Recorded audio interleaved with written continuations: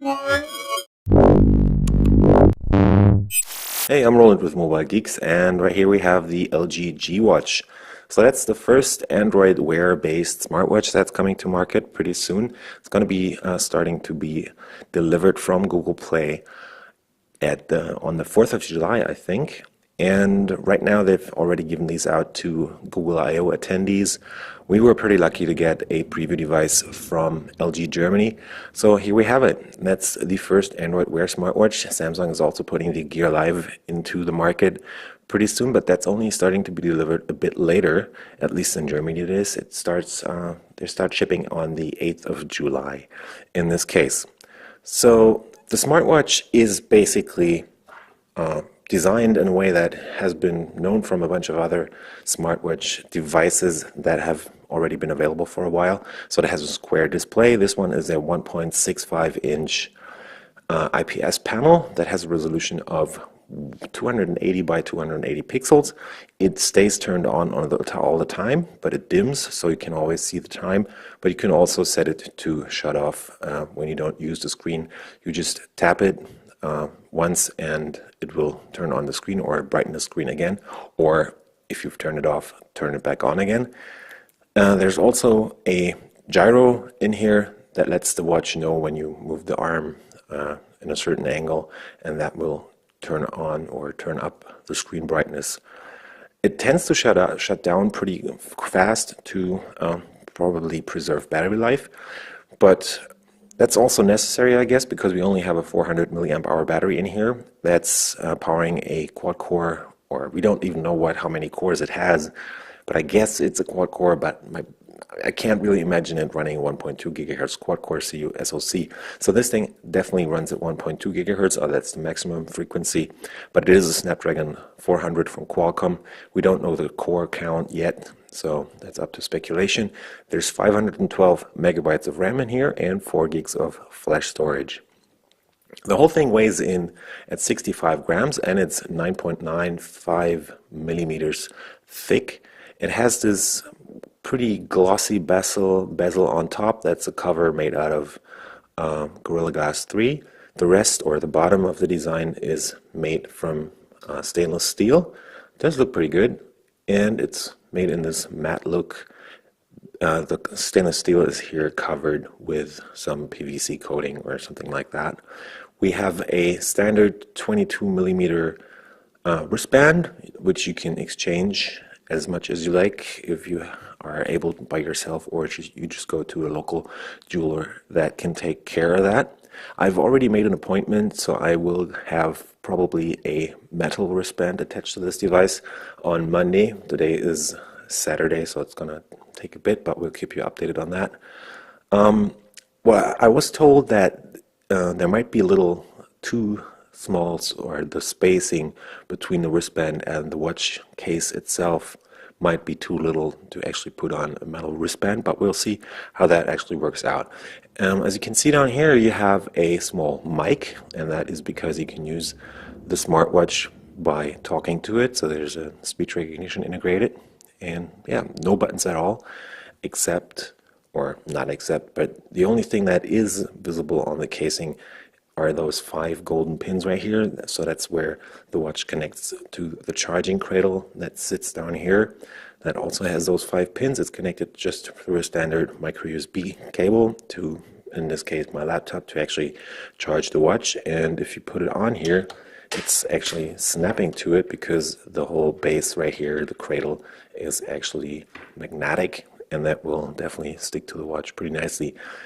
It is a decent way to charge the device, but I think Sony is the only company right now that actually has a smartwatch with an integrated micro USB port that you can charge directly without any cradles or wireless charging or whatever. On the right side right here, we have the LG G3. That is my smartphone right now. That is running the Android Wear app, which is kind of hard to get right now if you're not at Google I/O, or if you haven't been at Google I/O, because they put it on the Play Store and they removed it, and I had to get hold of it from somebody's G Drive that uploaded it from I/O actually. What it does is it has pretty rudimentary functions right now. So it only allows you to set what apps you want to put on the phone, or not what you want to put on the phone, but which apps you want to be able to control by voice. In my case, or in Germany at least, it's only the stopwatch, calendar, timer, and the alarm clock, and that's pretty much it. Also, the kind of Fitbit or Google Fit integration right here, that is basically just a step counter.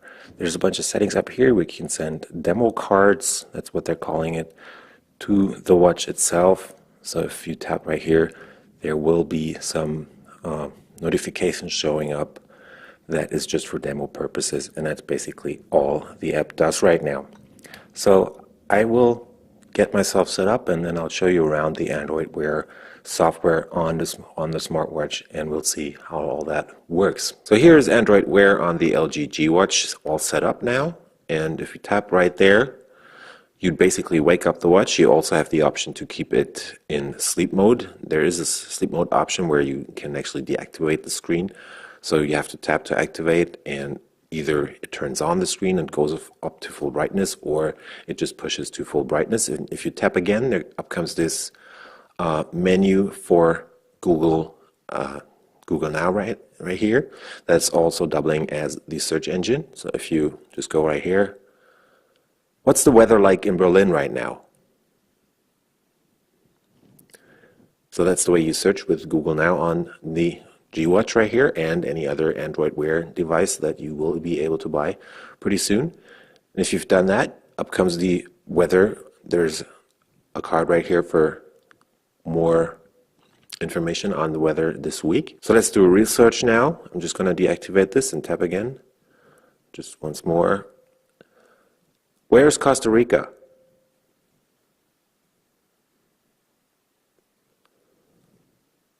So obviously you're able to search for places on maps too, just by talking to the phone right there, or the watch is talking to the phone, and it will push those results back to you. You can always open this up on the phone. That's why this little icon on there is. That's pretty much all there is right now if you're searching for places using that Google Now function right there. But let's get back to the home screen, and I'll walk you through the device itself. Up here you can see that right now I have deactivated notifications. So if I pull down again, I'll activate that again, and up comes my Google Plus in this case. We have a bunch of new notifications in here. Tells you about all those new things that happened there. You can always push further down. So we have 2 Skype messages.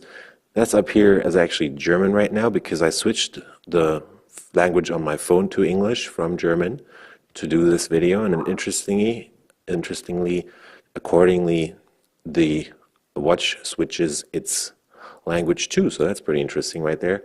Here we have the step counter. I just reset the watch, so basically there hasn't been any steps recorded up to now. Let me just see. Nah, not really.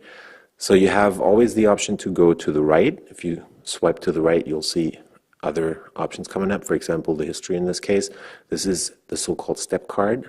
It's part of the Google Now experience that this also appears on right here on the front screen. Let's go further down. We have a bunch of stock options. In this case, Microsoft right here, and the Google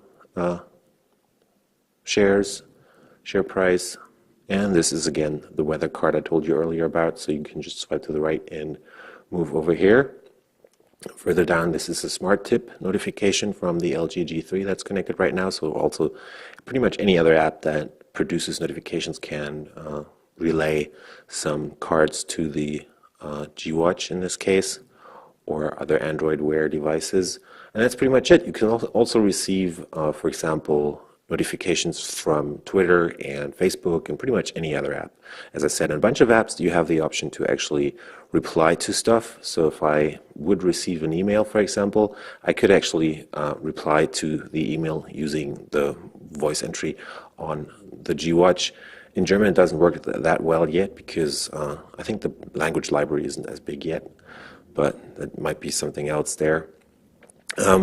Beneath that is another layer. Again, this is the Google search, but you can also just scroll up from the bottom and you'll have this list of possible voice actions, or you can just tap them with your hand. I need more water. And in this case, it will just set up a notification and send it to me through email. There's no actual way to look at your notifications on the watch itself yet. And let's go deeper down in that menu. So there's some reminders to be set. It can show you your steps. In this case, pulls up just this menu right there. Let's go back in here, scroll up, show me my steps. You can send text messages. You can also reply to text messages that you receive on the phone. You can even receive calls. I mean, like, you can take the call, but you can't really dial calls from the watch itself. But if you have contact recognition activated on the phone, you will actually be able to make calls by saying, for example, call whoever contact's name, and that will pull up the contact and make you able to call them. Also, in the email mode right here, you can also just answer emails and receive or write a new email by speech recognition. I can set up appointments and have my agenda set right here. I can also navigate. So in this case, I'm just going to navigate to Brandenburg Gate, and let's see if that works. Navigate to Brandenburg Gate. So it actually recognizes Brandenburg Gate, which is a main site here in Berlin. And now it's calculating the route. It's always the phone that does all the work, basically. It's only just pushing the notification stuff and some data to the smartphone in this case. And here we have my street right here. And if I had a GPS signal, I would actually have the directions on here too. So that pretty much works the same. It tells me how far it is. And you can exit. That's my phone telling me in German where to go, and here we have the notifications on the smartphone itself, even telling you which directions you have to take, and there's even a small counter down there counting the showing you the way. So that was the navigation part. Let's see what else we have. So we have navigation. You can set timers. In this case, set timer for 50 minutes. Just pull that back up. Let's go back out here. Let's see what else we have. We have the possibility to set a timer. I tried that already. I'm going to set an alarm right now. That doesn't work. You can in some cases, you can actually do all the work with your hand. So you can just use this menu to, for example, navigate down to setting a timer or start a stopwatch. I'm going to set an alarm for whatever, 8 tomorrow morning. And you can also do that by voice again in this case. I'm going to just tap that right here. Come on. Yep. Still wants to navigate me there. You can show alarms, and you also have a menu with settings in it. So you can adjust the brightness right here. I'm just going to keep it at 3 so it doesn't overblow on the camera. You can set the screen to turn off when you don't use the watch. Otherwise, it's just dimming down and shows the time, but there's also the option to really turn the screen off, as I told you. You can switch to airplane mode if you're on a plane and have to turn off wireless devices.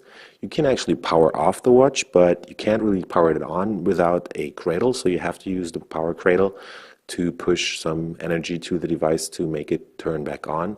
So you have the option of turning it off, but it doesn't turn on because there's no buttons on here, or you can't hold the screen to have it turn back on.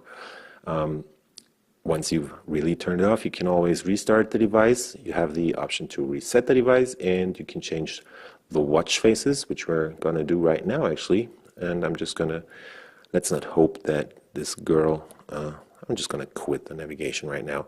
The way to actually switch between watch faces is either through this menu down here, or you can just hold right here, and then it will give you the option to switch between a bunch of different there's a bunch of modern ones, there's a bunch of classic kind of analog watch faces, a bunch of disco style, whatever you want to call that, designed interfaces, and I'm just going to stick with this basic digital look right here.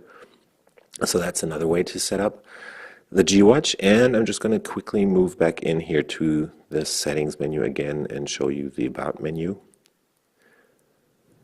Because in here you have the model number, software version, serial number and stuff. And you can also search for system updates. Right now, there's nothing new for me here. And yeah, so that's pretty much all you can do with the Android smartwatches, or Android Wear. In this case, it's the LG G Watch. And I was rolling with Mobile Geeks, checking out the G Watch and Android Wear. And if you like what we do on our channel, subscribe, give us a like or a thumbs up, and follow us on Facebook, Twitter, Google+. Visit our websites, mobilegeeks.com and mobilegeeks.de, and we'll see you later. Bye.